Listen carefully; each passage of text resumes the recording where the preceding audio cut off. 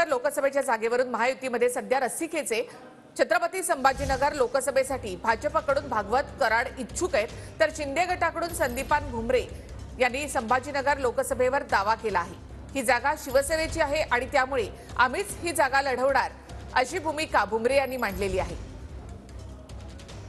पूर्णपणे या ह्याच्यामध्ये खात्री आहे की एनडीएला जागा मिळाली पाहिजे।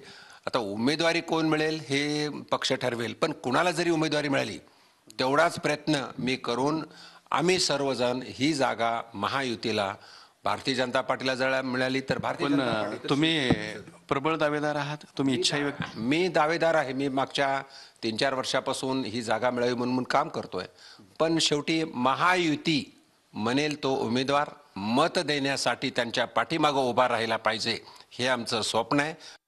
ही जागा आपल्याला सुटल्यानंतर आपण खासदारकीची निवडणूक लढवणार अशा चर्चा आहेत। आपण लढवणार का संभाजीनगरची जागा लोकसभा? तुम्ही स्वतः उमेदवार असणार का?